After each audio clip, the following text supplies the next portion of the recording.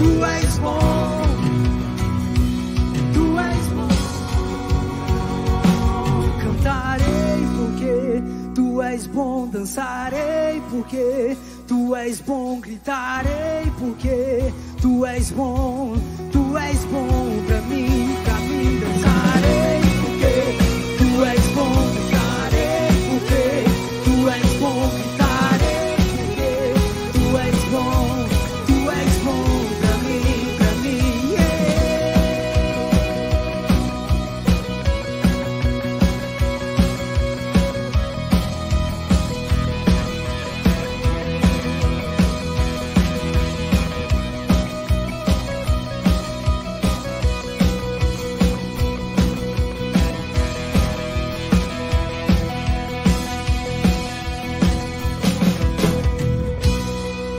Aleluia.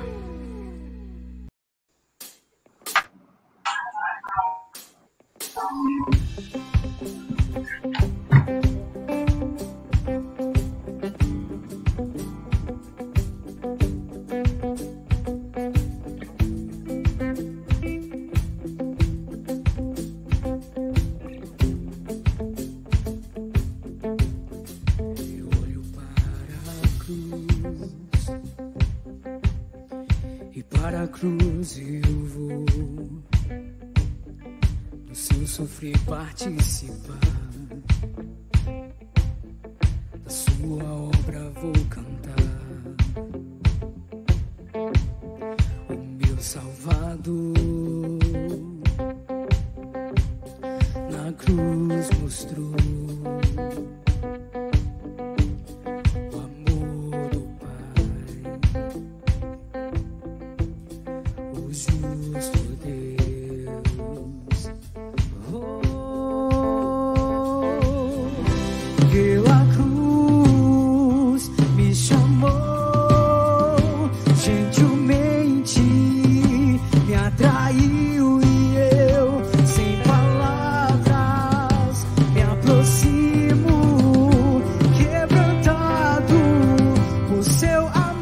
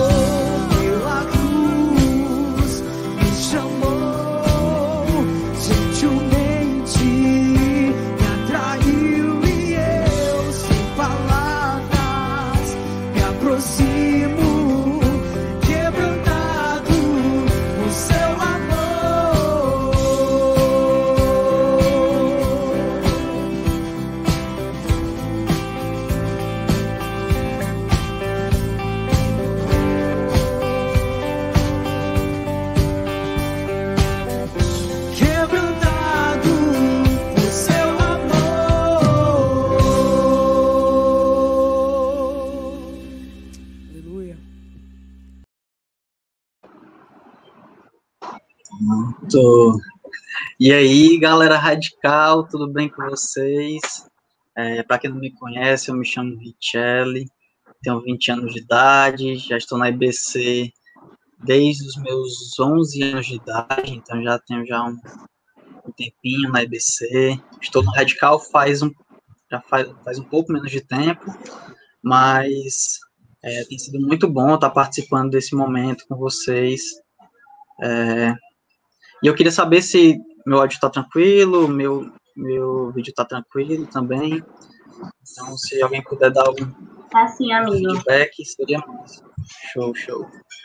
Daí, gente, eu não vou estar só hoje. Hoje o tema é muito, muito legal, muito importante, tanto para pessoas jovens que passam por esses momentos, como também para outros adolescentes que podem sim ser usados por Deus para ajudar outros jovens, adultos, enfim. Cada um de nós pode ser usado por Deus de alguma forma. E essa sim pode ser uma das formas. Então, eu não vou estar só, vai estar aqui comigo a Arina, o Ricardo Marques. Vou deixar a Arina aí se apresentar. Oi, gente, eu me chamo Arina, eu tenho 18 anos, eu estou na IBC desde os meus 2 anos e no Radical eu estou há uns 3 anos mais envolvida mesmo, eu acho que há 1 ano e meio mais ou menos. E agora eu vou estar chamando o Ricardo Marques, né, para se apresentar e para estar falando sobre esse tema de hoje, que é a depressão, a graça e o cuidado de Deus durante o sofrimento. E aí eu queria que ele também já emendasse e começasse a falar um pouquinho sobre o tema. Boa noite, pessoal. Boa noite. Estão me ouvindo bem aí? Tranquilo? Bom, em primeiro lugar, eu quero agradecer a oportunidade e a honra, né, de poder estar aqui com vocês e servi-los falando sobre um assunto tão complicado, né? Um assunto complexo, é um assunto difícil, porque afeta milhões de pessoas, né? E envolve questões muito diversas, não é algo que você trata pontualmente, tem uma abrangência grande de fatores que influenciam o ser humano para que aconteça um episódio de depressão, né? Então, vocês já devem saber aí, eu já foi falado, meu nome é Ricardo Marques, eu sou graduado em Biologia, tenho bacharel, licenciatura e mestrado em Biologia, e dentro da biologia eu enveredei pela área da neurociência, e da neurociência, inicialmente eu trabalhava mais com pesquisa, da neurociência me desenvolvi na neurociência clínica, que é a aplicação da neurociência no consultório para ajudar pessoas, né, em sofrimento emocional, psiquiátrico e tal. E a partir desse caminho eu acabei me tornando terapeuta, então eu sou também psicoterapeuta, tenho um consultório onde eu trabalho ajudando pessoas. Bom, e também sou cristão, né? Fui ateu por um bom tempo e me converti, Jesus Cristo me resgatou da ignorância e eu me tornei um cristão e tenho tentado, né, com todas as lutas, viver uma vida o mais possível coerente com os ensinamentos de Jesus. Então, estou aqui hoje para falar um pouquinho sobre esse tema depressão. Eu vou tentar introduzir o assunto e deixar que o pessoal conduza e faça perguntas também, enfim. Tem a mediação aí da Arina e do Richelli, né? Existem muitos equívocos, tá? Sobre esse assunto de depressão. É muito comum a gente ver as pessoas leigas falando sobre depressão numa perspectiva equivocada, que não é cientificamente correta. Mas isso não tem nada demais, porque é totalmente compreensível, porque os próprios profissionais de saúde mental não se entendem muito bem a respeito disso, tá? Tem linhas de pensamento, tem escolas de interpretação, os psiquiatras, entre eles mesmos, divergem um pouco, alguns acham que é uma doença genética que você tem e pronto, e não tem o que fazer senão tomar medicação e esperar que dê certo, porque nem sempre dá. Outros psiquiatras acham que é uma doença, sim, mas que tem fatores de influência do meio e que não é só uma coisa orgânica. Tá? Fora da psiquiatria, você tem aí o campo da psicologia, onde os psicólogos já divergem, costumam divergir mais um pouco dos psiquiatras, né? De acharem que é muito mais um resultado das influências do meio, das experiências que a pessoa tem, dos aprendizados negativos que ela tem, que afetam a mente, e a pessoa, então, desenvolve esse quadro. Mas alguns psicólogos também vão mais para o lado dos psiquiatras, que são médicos, né, acreditando que há, sim, fatores orgânicos envolvidos, fator de doença propriamente dita. E aí, fora do campo da psiquiatria e da psicologia, você tem uma infinidade de outros campos também, das psicoterapias, que são várias, tá? Que têm visões diferentes a respeito disso. Tem também os conselheiros cristãos, os conselheiros bíblicos, de várias correntes diferentes, que acham que a origem da depressão e de outros transtornos emocionais ou mentais não é exatamente essa que o pessoal da ciência diz por aí. Enfim, nós não temos um entendimento único a respeito do assunto entre os próprios profissionais e pesquisadores da área, que dirá a gente exigir que os leigos sejam precisos no entendimento do que é depressão, né? Então, seria muita pretensão minha querer, numa fala aqui com vocês de alguns minutos, querer definir depressão de forma precisa, científica, correta, né? E fazer com que vocês, agora eu entendi exatamente o que é a depressão. Puxa vida, como é que eu vou fazer isso se há tantas opiniões diferentes?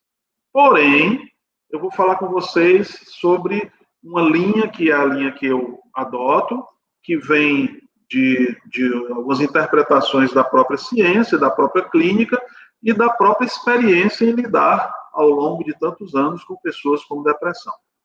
Tá certo? Então, mas antes de falar da depressão propriamente dita, eu queria falar sobre um tema mais abrangente, para que a depressão se encaixe nisso aí, que é o sofrimento. A depressão, ela é um tipo de sofrimento, não é o único tipo, mas é um tipo. Então, para falar de depressão, vamos falar um pouquinho sobre sofrimento.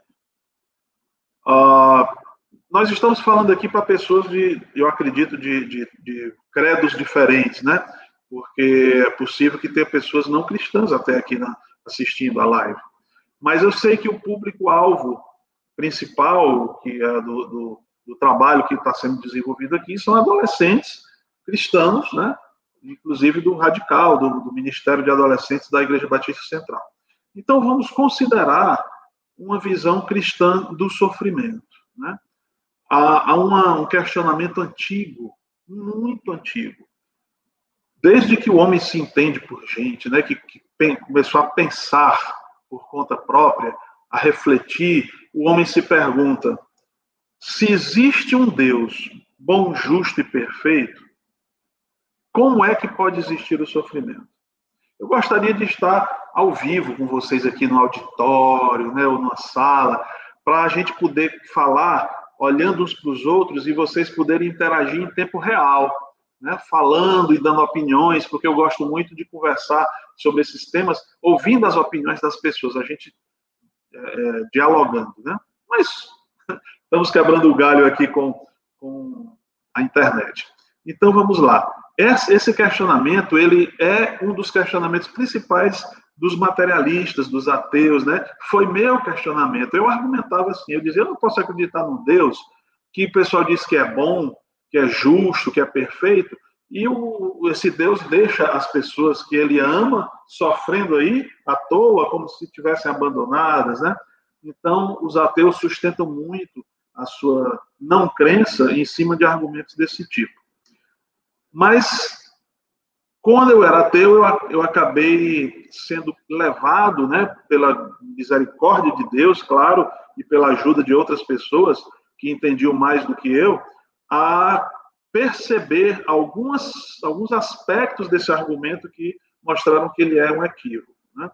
Na verdade, eu era ateu porque era burro e ignorante a respeito de questões que são muito mais profundas, muito mais trabalhosas para a gente perceber quando nós não conhecemos a palavra de Deus, quando a gente não conhece a Bíblia, quando a gente não conhece a realidade cristã. E eu fico perturbado porque eu vejo que muitos cristãos hoje, que estão dentro das igrejas, principalmente jovens e adolescentes, né, não sabem dessas coisas e podem ser levadas como gado para uma visão ateísta porque não conhecem as respostas para questões como essa sobre o sofrimento. É claro que nós não vamos esgotar aqui esse tema do sofrimento porque eu estou trazendo ele só como uma introdução, mas é fato de que a Bíblia ela responde a isso, né? E a resposta, um itemzinho, um pontualzinho da resposta é que Deus não é o autor desse, ele não criou o mal, ele não criou o sofrimento, ele não é responsável pelos pecados que a gente comete, nem pelas coisas erradas que a gente apronta nesse mundo aqui que causam sofrimento.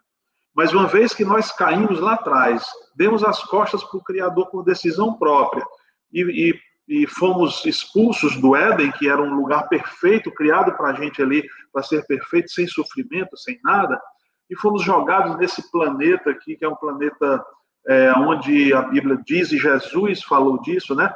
Que ele é um planeta dominado por um sistema que é arquitetado e mantido pelos anjos caídos, né? Por Satanás, que é o príncipe dos anjos caídos, e pelos anjos que o seguem.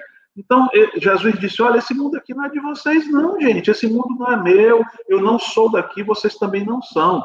Mas enquanto estiverem aqui, vocês vão passar por aflições. Então, não há nada de surpresa nos cristãos passarem por aflições, quanto mais o que não é cristão. Jesus avisou, olha, aqui é lugar de aflição, vocês aqui são peregrinos, são forasteiros. O que é um forasteiro, gente? Forasteiro é alguém que não é de uma terra, daquele lugar, e ele então aparece ali, sentindo que é tudo estranho, as pessoas daquele lugar olham para ele e dizem, quem é esse cara? Ele não é daqui, ele não combina com isso. E aí você passa ali só rapidamente e depois vai embora. E Jesus diz que nesse mundo aqui, no planeta Terra, onde nós estamos vivendo, nós somos forasteiros.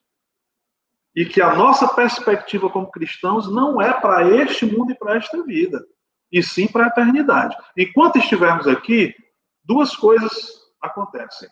Aflições, não porque Deus gosta da gente sofrer, mas porque o contexto em que nós estamos inseridos, né, é um contexto de sofrimento, de aflição, um mundo caído.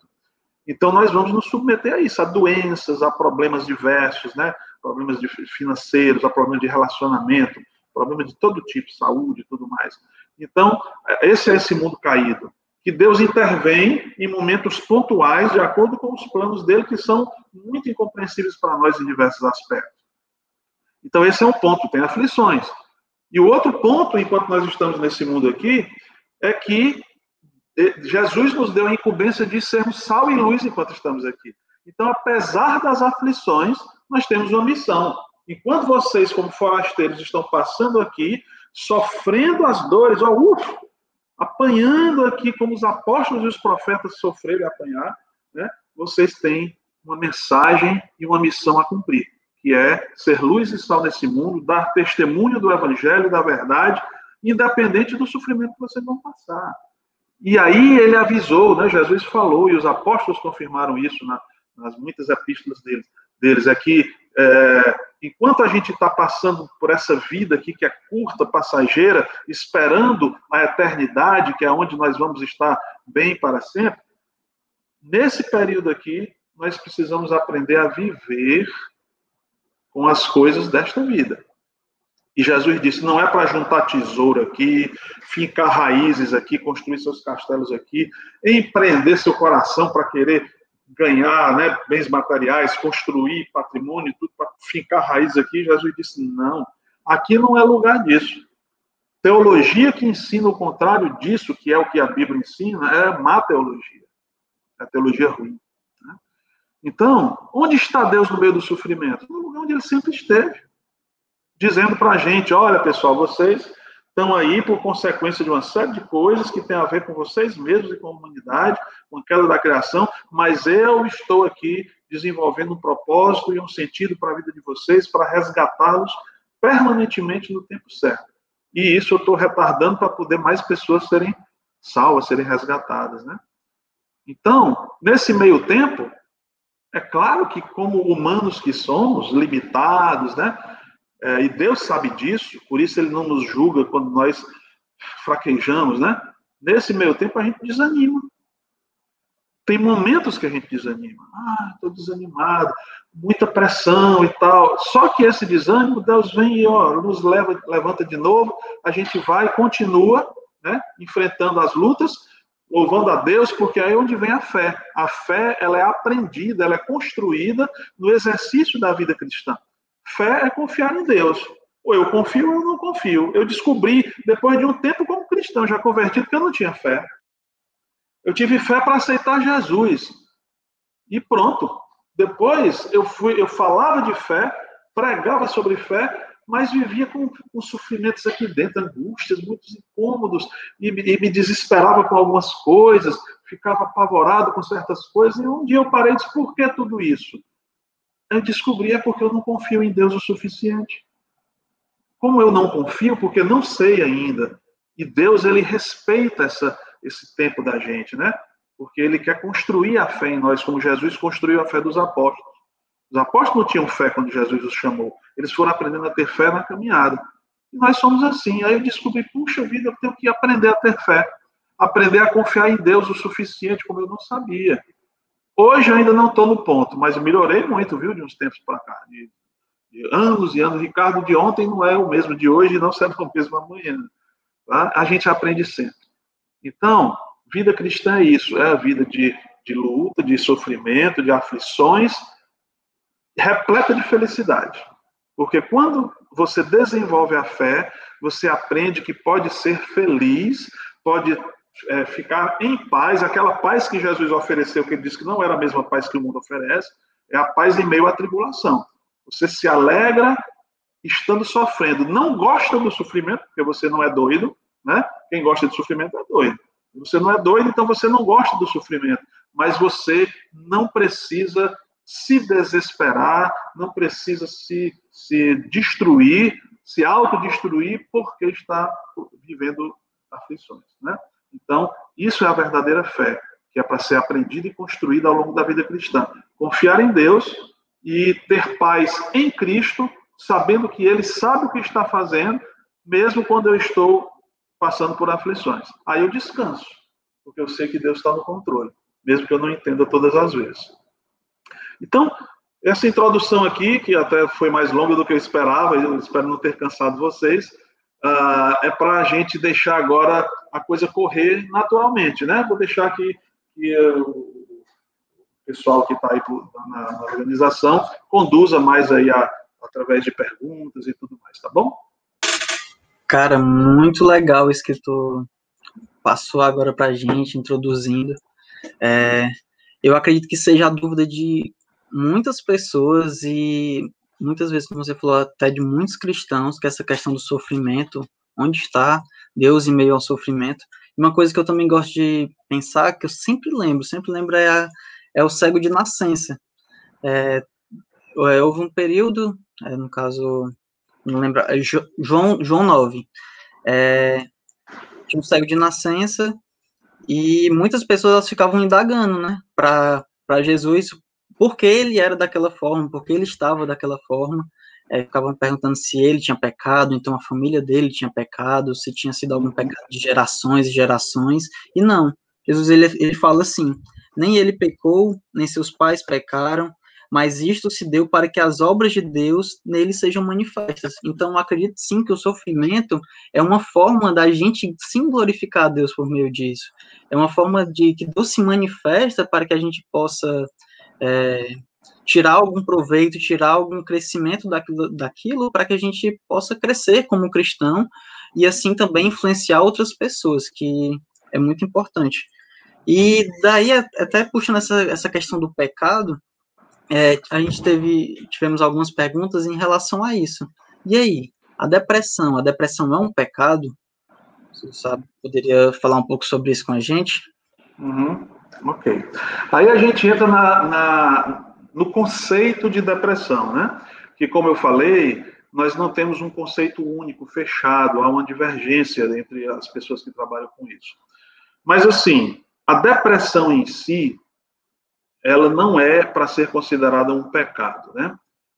Porém, a gente tem que ter cuidado quando a gente afirma algo assim, porque o pecado, ele destrói o ser humano de várias formas. Pode destruir fisicamente, pode destruir emocionalmente, psicologicamente. Então, quando uma pessoa ela está vivendo uma situação pecaminosa, ou seja, ela está tendo atitudes ou pensamentos, levando uma vida em que algo está completamente fora dos padrões de Deus, daquilo que Deus coloca para a gente, não porque Deus precisa que a gente faça qualquer coisa, porque Deus se basta, Ele não precisa de nada da gente.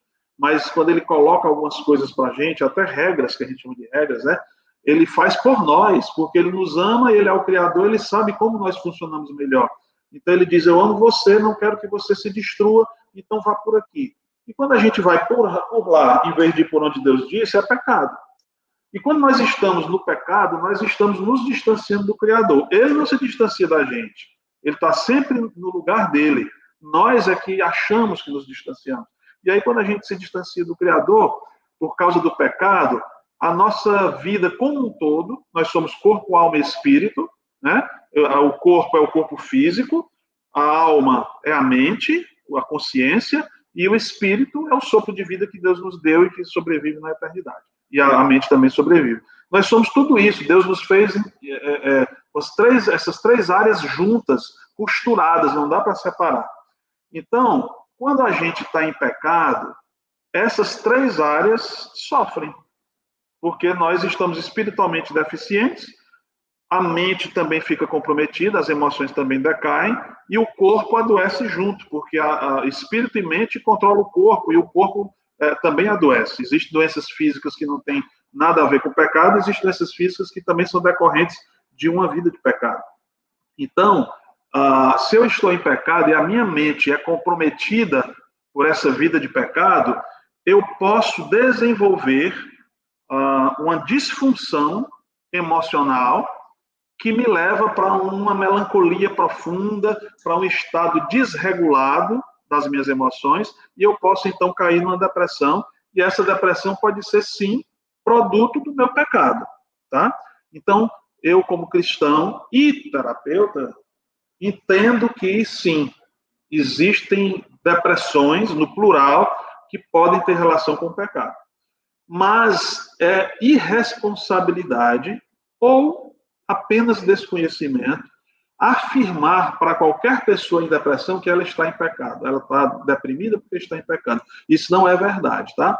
Existem várias formas de uma pessoa se deprimir. Inclusive, uma forma orgânica, onde o seu organismo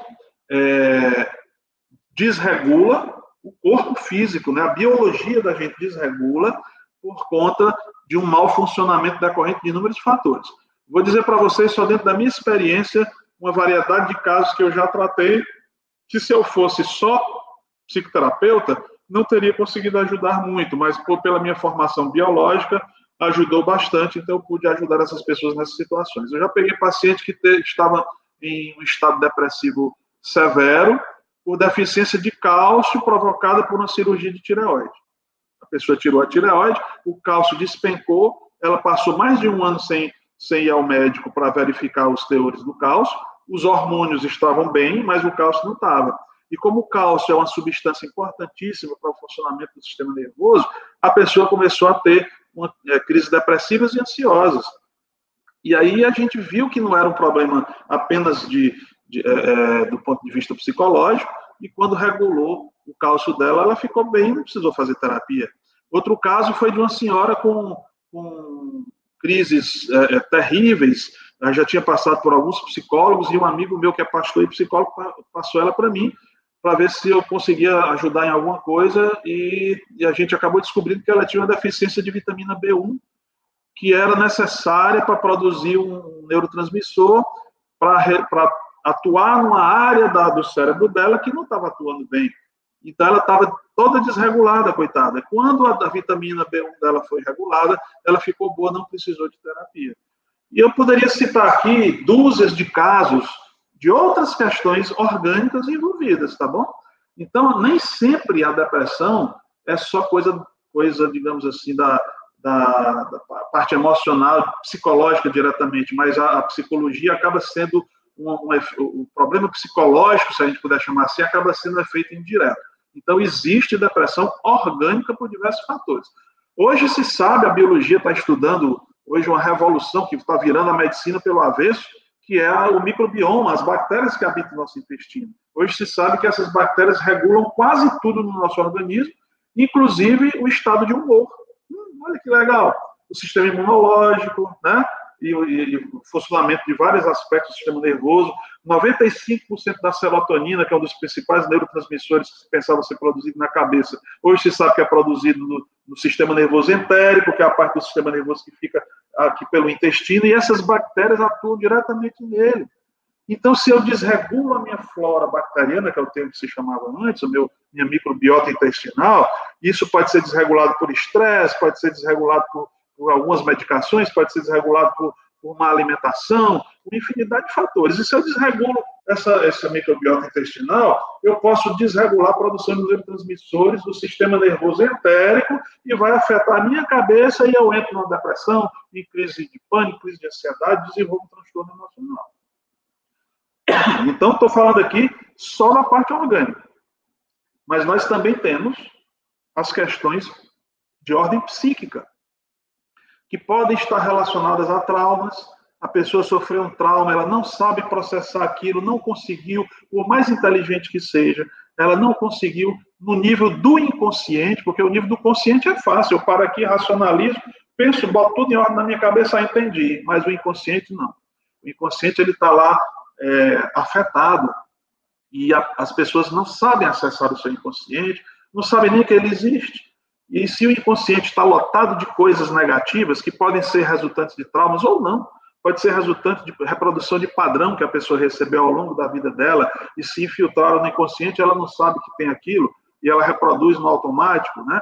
Pode ser uma infinidade de fatores de influência, e aquele inconsciente, então, vai influenciando aquela pessoa, e ela entra num estado de pensamentos que o pessoal chama por aí noiados, né? Pensamentos noiados, que vão crescendo porque ela alimenta. Quanto mais eu alimento, mais cresce e me domina. Então, a pessoa acaba afundando e desenvolve um quadro depressivo. Tá? E aí, o tratamento disso tem que ser um tratamento de uma visão sistêmica e integrada do ser humano. Não pode ser um tratamento visto só por um ângulo. Por isso que hoje eu digo que as terapias de terceira geração, as terapias modernas, elas precisam enxergar e tratar o ser humano de um ponto de vista integral e sistêmico. Não pode ter mais aquela visão compartimentalizada que a medicina e a psicologia vem guardando ao longo de décadas. Né? Aí tem muito mais coisa para falar. Eu vou parar por aqui porque essa foi só a primeira pergunta. O que mais aí, Tiago? A Arina agora? Sou eu. Então, né, Ricardo? Tu falou aí de muitas coisas, falou de sofrimento, e nesse contexto que a gente está agora, que é um contexto de sofrimento, né, porque a gente está isolado, estamos perdendo pessoas por causa dessa doença, como é que a depressão surge nesse contexto e como lidar com ela nesse contexto? Muito bem, boa pergunta. O ser humano, ele é relacional, né? A nossa natureza, ela é relacional. Nós precisamos, do ponto de vista mental, psicológico, emocional, nós precisamos nos relacionar. Não quer dizer com isso que é impossível um ser humano viver isolado. Sim, é possível e muitos vivem, né? Tem pessoas que vão para um mosteiro, tem pessoas que vão para viver sozinhas numa cabana no topo de uma montanha, e assim por diante. Mas isso é fora da curva.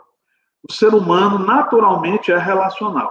Isso significa que o nosso bem-estar mental, emocional e psicológico, ele depende, em boa parte, não somente disso, mas depende, em boa parte, de nós nos relacionarmos, interagirmos com outras pessoas. Então, você tem um ser humano que vive em sociedade, com amigos, frequentando diversos lugares, saindo, indo visitar uns aos outros, vendo gente na rua, indo para o shopping, ou seja lá o que você vai para a praia, né, e tudo mais para o clube. E as pessoas vivem anos dessa forma.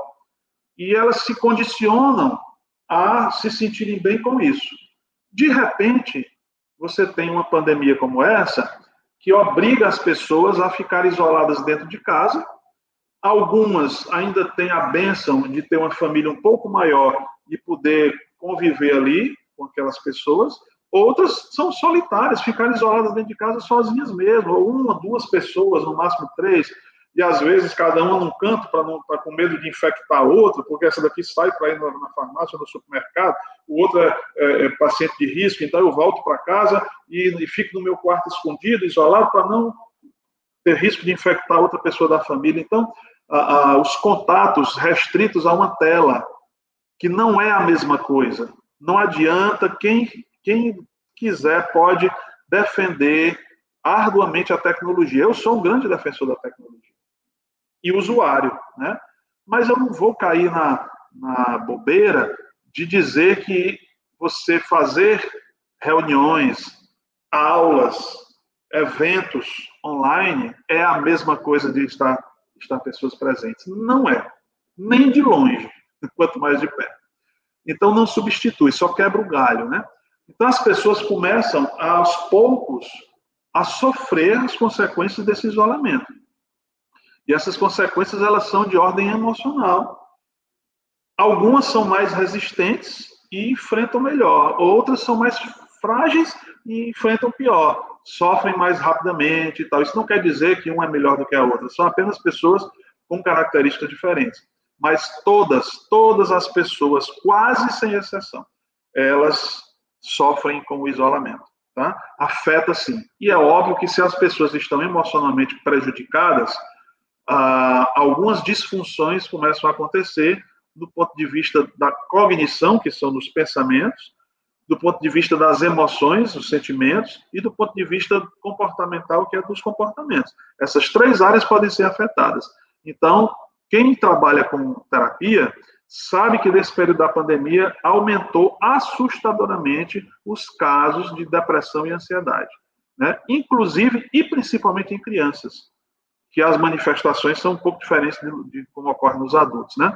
Então, acontece sim, e o enfrentamento disso não é fácil. Eu tenho atendido muita gente online, mas, e muitos outros, né, terapeutas Brasil afora e mundo afora têm feito a mesma coisa, mas ainda assim é difícil, tá? Porque para a pessoa sair disso, ela precisaria não só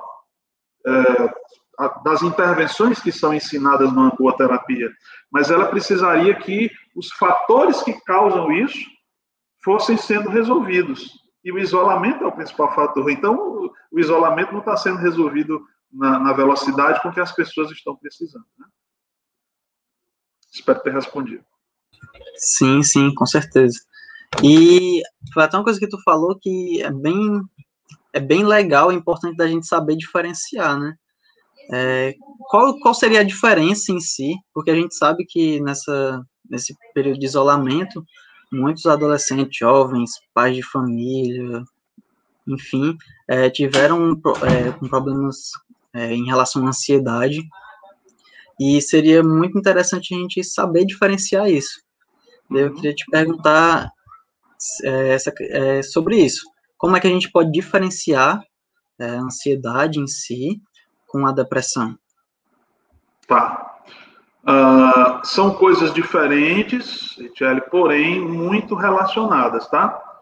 São tão relacionadas que, dentro da minha experiência, eu não sei quanto a outras pessoas, né? Alguns profissionais com quem eu já conversei concordam, mas dentro da minha experiência o que eu vejo é que a maioria dos casos de depressão que surgem nos consultórios, e às vezes vêm sendo tratados por psiquiatras muito bem intencionados, muito competentes e tudo, mas vêm sendo tratados como depressão, são casos de depressão ansiosa.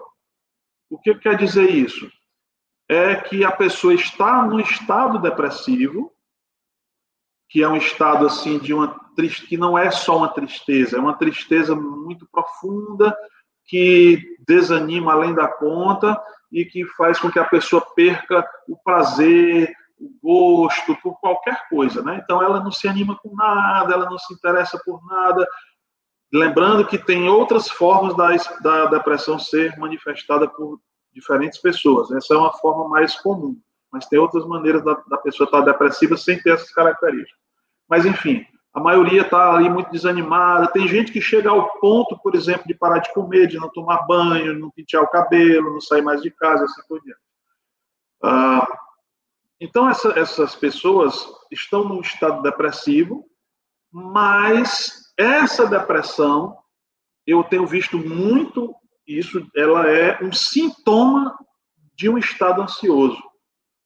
Ou seja, a pessoa primeiro tem ansiedade, ela desenvolve um transtorno de ansiedade, porque a ansiedade em si, assim como o estresse, são coisas naturais do ser humano, e até alguns animais também têm, e nós até precisamos, né? Deus nos deu mecanismos biológicos, orgânicos e mentais para desenvolver momentos de estresse e de ansiedade. Nós precisamos disso.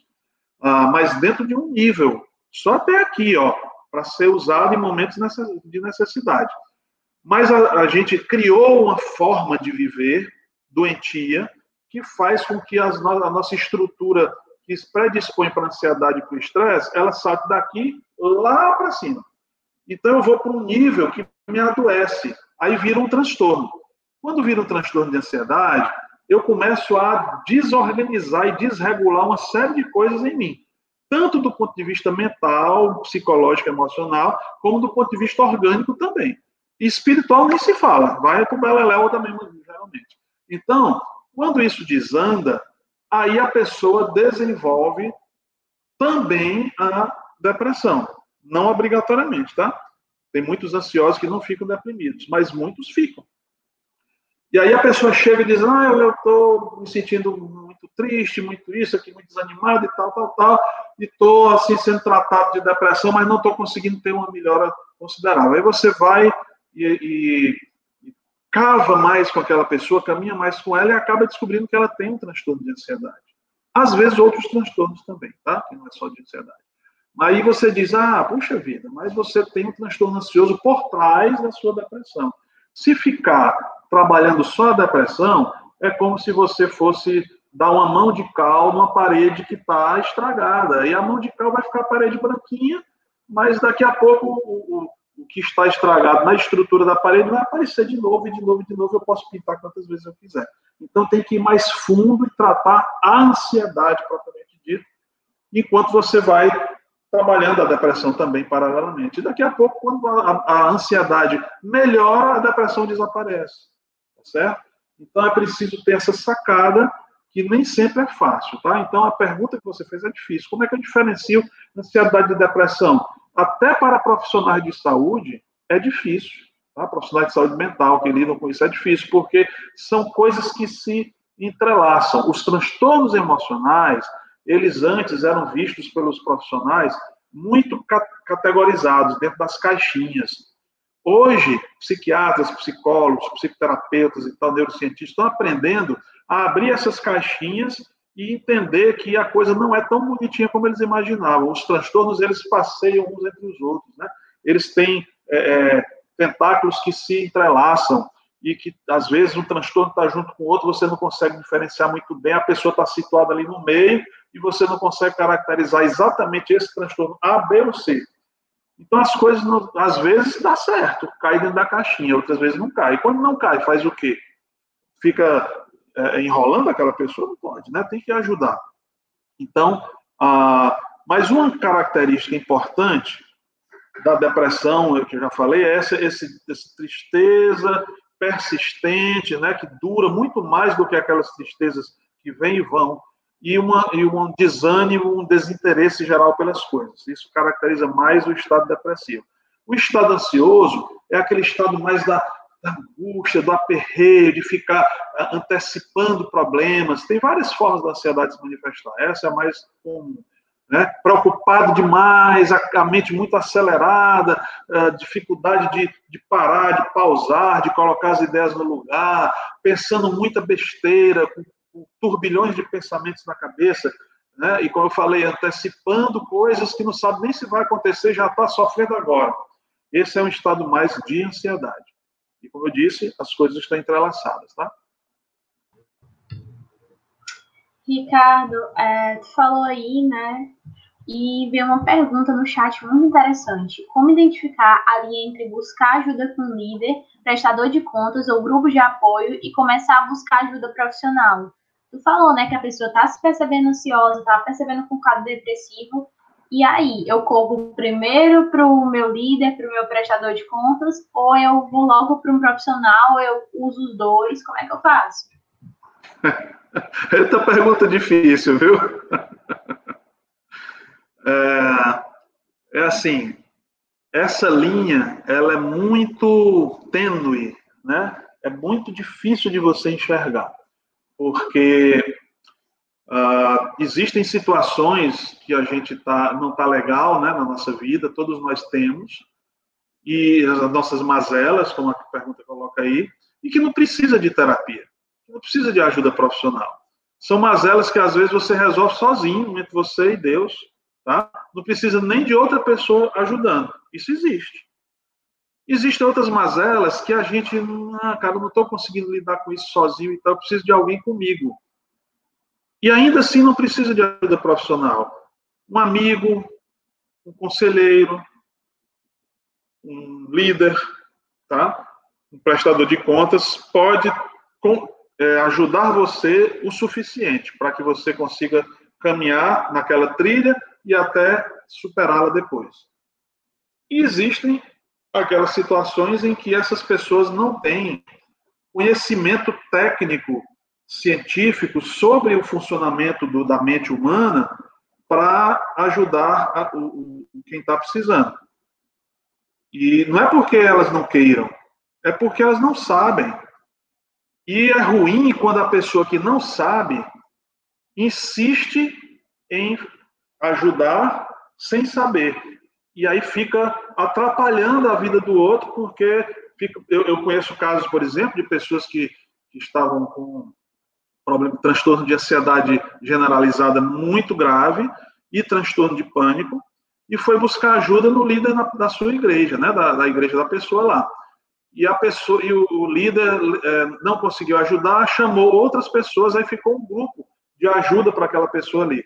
E a ajuda chegou num ponto em que era assim, olha, o seu problema é que você tem demônio, você está endemoniada, porque tudo que a gente já tentou de aconselhamento, de coisas que a gente disse para você não mudou, então só pode ser demônio. Aí ela piorou, porque já estava fragilizada emocionalmente. E agora, os líderes dela, que tem uma ascensão, né, ela considera a palavra dos líderes, estão dizendo que ela está endemoniada, a pessoa afundou ali, ela acabou a vida dela. Ela chegou num estado tão deplorável que ela não fazia mais nada, ficava no fundo de uma rede, e ela só conseguiu ser levada no meu consultório porque uma amiga arrancou ela de lá à força, botou no carro e levou, e ela teve crise de pânico, ela não podia chegar na porta de casa sequer. Foi muito difícil receber essa moça. Felizmente, ela está muito bem hoje, né? E ela me contou essa história. Ela disse, gente, olha, eu acreditei que era verdade aquilo que me disseram. Então, essas pessoas eram pessoas do mal? Claro que não. Elas estavam falando daquilo que elas acreditam. Elas queriam o melhor para aquela moça. Mas elas não tinham conhecimento. Na cabeça delas, tudo se resume a questões espirituais. Sim, questões espirituais são reais, existem mesmo. Mas a gente precisa saber discernir. Então, às vezes, você consegue discernir e trata a questão espiritual. Mas e quando não é?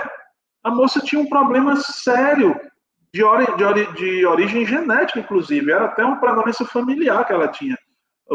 Tinha vários parentes com o mesmo tipo de problema, né? Aí ela aprendeu a lidar com o problema dela e a vencer, né? Nem é um caso que a gente fala de cura, mas é um caso que a gente fala de aprender a lidar e superar. E aí a pessoa fica bem, tá? Se a pessoa for cristã, a gente introduz essa mudança junto com os princípios e valores da palavra de Deus. Se a pessoa não for cristã, eu não posso fazer isso, então eu vou ajudá-la com as técnicas que a psicoterapia oferece. Sim, com certeza. E eu infelizmente já vi já muitos casos assim. Moro no condomínio também já aconteceu casos como esse. Que a mulher simplesmente ela descia, por exemplo, ela descia todo dia e ficava conversando sozinha, e a família dela falava que isso era porque ela estava endemoniada, ela ia para os cultos, o pastor orava na cabeça dela, é como o senhor falou. Existem casos assim como esses, mas não necessariamente tudo isso é culpa de demônio ou algo assim, e é uma coisa que a gente tem que ficar de olho, tá sempre vendo muito essa questão para não cometer erros como esse. Uhum. E assim, como é que eu, como amigo de uma pessoa que está passando por um processo de depressão, eu posso ajudá-lo? Por exemplo, devo orar por ele? Eu devo conversar com ele sobre o tema, sobre o que ele está passando, sobre essas dificuldades, ou então eu devo deixar isso mais com o psicoterapeuta, o psicólogo, o psiquiatra, enfim. Qual a sua opinião sobre isso, quanto até que o que é que a gente deve fazer como amigo, enfim, se a gente tem que falar algumas coisas além em relação ao que ele está passando, ou então a gente tem que tratar esses casos com um pouco mais de sensibilidade, evitar às vezes até conversar sobre isso, conversar sobre outras coisas, enfim. Richelle, é assim, cada caso é um caso, né? Existem casos. Tem muita gente, Richelle, que está em sofrimento e a distância entre o patamar de sofrimento que a pessoa se encontra e o patamar de libertação disso é tão pequena, é um passinho tão pequeno e a pessoa não sabe, tá? Que, às vezes, um bom ouvido, um bom amigo, uma boa amiga, um irmão em Cristo que para escutar aquela pessoa, ou que vai lá, né, e dá atenção para aquela pessoa, que pergunta, que se importa. Nós vivemos uma sociedade de pessoas que vivem em grupos, mas são isoladas, né? É cada um por si, ninguém vivem juntos, aglomerados, mas são isolados por dentro. E as pessoas são solitárias no meio da aglomeração. E essas pessoas desenvolvem essas necessidades. Então, precisa, às vezes, de alguém que vá lá, chegue junto e diga assim: olha, eu notei que você não está legal. Tá? Posso te ajudar em alguma coisa? Eu quero te ouvir. Você quer falar e tal? Ricardo, mas isso corre o risco de parecer invasivo. Corre. E aí daí? Se parecer invasivo, pareceu, mas você vai deixar de tentar ajudar alguém porque corre o risco da pessoa lhe achar invasivo? Corra o risco, né? Então vai lá, ou se a pessoa procura ela mesma, dê ouvido, mas não é de ouvido assim, ó, aqui no celular, então olhando para cima, fazendo de conta que está escutando, é ouvir e participar, é mostrar empatia e compaixão, né? Compaixão é você ter empatia pelo problema do outro e participar da solução. Não é só ouvir e dizer, ok, ouvi, pronto, né? Ou dar aqueles conselhos enlatados que as pessoas dão, inclusive muitos crentes gostam de dar conselho enlatado, né? Então, assim, escuta, sabe? E às vezes, só em a pessoa poder desabafar uma ou várias vezes, aquilo já gera um processo de cura na pessoa. Outros casos, só alguém ouvir não é suficiente, mas alguém caminhar com aquela pessoa é outra dificuldade. Nem líderes cristãos, nem pastores querem mais caminhar com ninguém. É assim, vai lá, prega no púlpito, dá o recado e vai embora, cuidar da própria vida, cuidar dos seus negócios e tal. Aí, cara, mas o evangelho e a vida cristã é vida de caminhada, né? O bom pastor dá a vida pelas suas ovelhas. Então, o que Jesus e os apóstolos ensinaram é que nós devemos chegar junto das pessoas e caminhar com elas. Caminhar, cara. Como Jesus fazia com os discípulos. Então, eu vou caminhar com você pacientemente, sem ficar impaciente com as suas mazelas, né, com seus trick-tricks, como o pessoal diz. Eu vou caminhar, vou lhe escutar, vou chegar junto, vou consumir tempo, investir tempo em você. E não dizer, eu não tenho paciência para ouvir essas coisas. Claro, tem limite para tudo, é óbvio, né? Então, as pessoas precisam disso. E isso pode representar uma mudança. Então, alguém que chegue junto, que caminhe com ela e tal, sem falar em terapia, sem falar em ajuda profissional. Mas existem aquelas situações em que, mesmo o leigo, ele precisa olhar e dizer assim, cara, esse negócio daí parece maior do que a gente pode dar conta. E aí, faz uma recomendação, né? Cara, procura ajuda profissional, procura um terapeuta, um psicólogo, né? Um conselheiro, um bom conselheiro, de juízo, tá? Porque tem muito profissional hoje aí que não tem mais juízo, não. Então, procura, vai lá, né? Pode ir junto com a pessoa, tá? Para dar apoio moral, ou ficar sentado aqui fora enquanto você vai lá, depois ele pergunta como é que foi legal e tal. Não foi, não gostei, não e tal, então vamos procurar outra pessoa, certo? E às vezes precisa disso. Principalmente, Tchelle, quando nós estamos falando de pessoas que estão demonstrando tendência suicida. Tá? Quando surgem conversas do tipo, eu queria morrer, né, tenho pensado em tirar minha própria vida, não tirei ainda porque não tenho coragem, né, porque tenho medo de ir para o inferno, essas coisas todas, é melhor a gente pecar pelo exagero do que pela negligência. Chegou nessa situação, já disse para a pessoa, olha, eu não vou deixar você assim, não. Isso é muito perigoso, é uma irresponsabilidade minha como seu amigo, seja lá o que for, de deixar você assim, aí vai, fala com os pais, né? Avisa, olha, fulano está assim, né? Recomenda uma terapia, um psiquiatra também, fala com o responsável pela pessoa, com o cônjuge, se a pessoa já for adulta e casada, né? Enfim, fala com alguém que possa tomar providências em relação a isso. Porque não se brinca com essa questão quando há a chamada ideação suicida. Mesmo que a pessoa não tenha tentado, tá?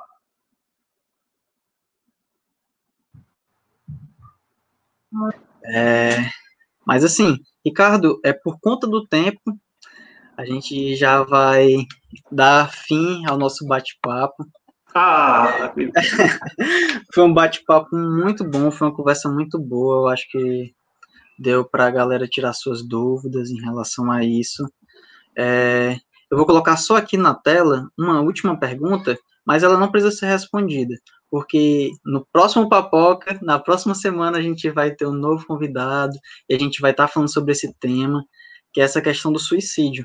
A Judite mandou essa pergunta. Quem comete suicídio não vai para o céu? Perdi um amigo querido em crente em Jesus desta forma. Então, é algo que é muito discutido na igreja, por teólogos também. Então, na próxima semana a gente vai ter também um convidado, vai falar sobre suicídio. Então, Judite, não perca a próxima semana, vai ser muito bom, eu acredito que será muito bom. E a gente só queria agradecer pela sua disponibilidade, a gente sabe como é difícil, tem o trabalho, tem família, tem várias coisas, e assim, a conversa foi muito boa, eu acredito que a partilha tenha sido muito legal, e se você quiser dar um último depoimento, trazer uma mensagem para a galera que está aqui com a gente na live, pode ficar bem à vontade, tá? Tá legal, eu só quero agradecer mais uma vez pela oportunidade de estar aqui servindo vocês, né? Espero que eu tenha conseguido atender pelo menos um pouquinho da expectativa. Eu sei que muitas outras coisas precisariam ser colocadas, né, num assunto tão complexo como esse, mas que, assim, futuramente a gente pode pensar nisso. Fala para o pessoal aí que eles podem me escrever pelo WhatsApp, pelo e-mail e tudo, para a gente tirar dúvidas também sem problema, tá? E assim, eu estou à disposição para outras oportunidades que o pessoal precisar. Vamos torcer que a possibilidade de nos reunirmos presencialmente retorne, né? E a gente poder ter momentos mais gostosos ainda do que esse que a gente está tendo agora. Tá bom? Inclusive, sim, galera, sábado agora vai estar rolando o Som em Vida lá na igreja. Vai ser já um evento presencial, então quem puder estar chegando junto vai ser muito massa, que a gente vai estar, né, dando início nesse processo de retorno. Olha aí, muito bem. Galera, vai ser bom, viu? A programação tá muito legal. Essa questão também até de quem não vai poder ir e tal, pode ficar tranquilo que vai estar também passando pelo YouTube, então quem não puder estar lá presencialmente também vai poder estar acompanhando pelo YouTube. A gente tem algumas orientações quanto a isso, deixa eu só pescar aqui para não esquecer das orientações. Enquanto o Richelle vê isso aí, gente, eu queria lembrar que próxima semana é suicídio. E aí, geralmente, na terça-feira, lá nos stories do Radical, a gente coloca uma caixinha de perguntas. Então, coloquem lá suas dúvidas, que é assim que a gente faz esse bate-papo, sabe? É por meio das dúvidas de vocês que é montada essa conversa. Sim, exatamente. Pronto, então, quanto à comunicação em relação ao som e vida. Uso obrigatório de máscara, como a gente já sabe, nesse período é importantíssimo. Levar a garrafinha de água, galera. O bebedouro não vai estar lá para você encostar a boca. O bebedouro pode estar lá, mas no caso é para você encher sua garrafinha de água. Então, por favor, não esqueçam, não fiquem com sede lá, até porque a cantina vai estar fechada. E o último aviso em relação a isso é que as pessoas que estão em grupo de risco, ou então crianças menores de 12 anos, a gente pede para que elas não compareçam, assistam a programação por meio do YouTube, dessa programação online que também vai estar rolando. E é isso, galera, eu acho que vai ser muito bom. A gente também tem outras coisas aqui no Radical. Próxima semana tem Papoca, às 8 horas, com esse tema de suicídio. A gente também tem os grupos de CR, gente, que estão sendo muito bons durante essa quarentena. Então, seria muito legal que vocês também pudessem participar. Eu acredito, sim, que eles possam nos ajudar em relação a essas questões de vícios, maus hábitos. Então, busquem esses grupos de apoio. O link vai estar aí na descrição do vídeo. Assim como também o grupo de relacionamento. O grupo de relacionamento é muito bom, gente, muito bom. A gente aprende demais, a gente conversa demais, todo mundo se torna amigo, irmão. Eu sou líder do GR dos Zezinhos, tem sido muito bom estar com eles, por mais que na quarentena ocorra várias outras coisas e tal, mas cada um desses momentos tem sido muito preciosos com eles, gente. Então, é isso, eu acredito que a gente abordou tudo. Tá faltando alguma coisa, Arina? Tudo certo.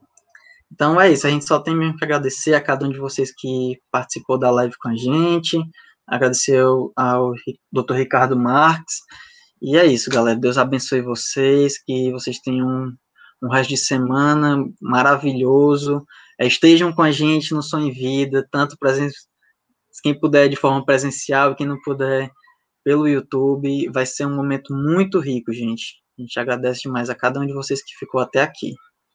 É isso aí. Valeu! Tchau, galera.